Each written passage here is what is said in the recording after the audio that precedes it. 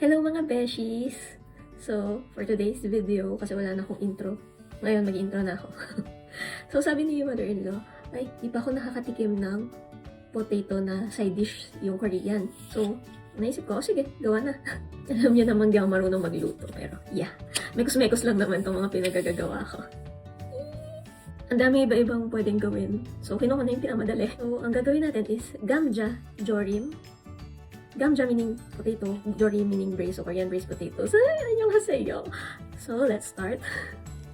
So, wash natin yung potatoes, then peel.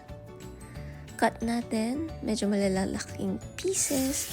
Then, soak natin siya for 15 to 30 minutes. Mamaya, i-drain natin siya. Then, kuha tayong bawang. Magic. Pak. Okay, so ilagay natin siya sa lalagyanan. Next is gochujang. Okay, so kumuha na tayong amount. Ewan ko, kahit ano lang nilagay ko eh. Walang necessary step. Next is honey. Yan. Lagay-lagay lang dyan. Tapos mamaya mekos-mekos lang talaga natin. Literally. Next is toyo. Okay, so napasobra yung toyo ko dito. Okay, stop. Wala na. Okay, sige, tubigan na lang natin. And halo-halo.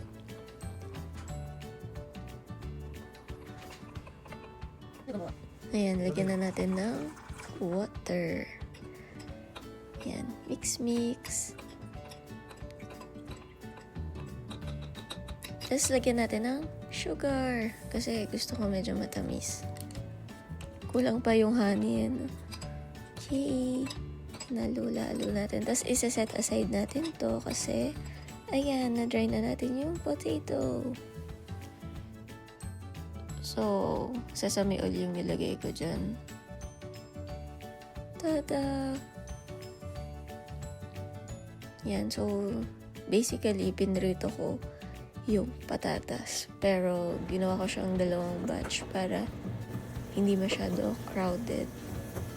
Tsaka para ma-toss ko siya ng maigi.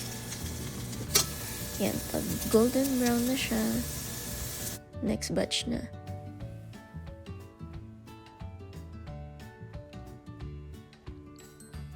Yan, kinombine ko na siya. Then, nilagay ko na ang ating sauce.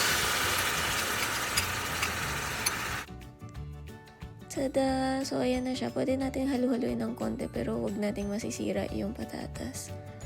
Need natin siyang i-cover. Naka-low heat lang siya. Okay. Mali yung nakuha kong cover. Ulit. Take 2. Yan. Okay. So, kita mo bula-bula. So, hintayin lang natin siya na maging malapot. Tapos, tada! Okay na siya. Lagyan na natin ng garnish. Green onion, sesame seeds, kung ano yung gusto nyo. Okay na! Bye!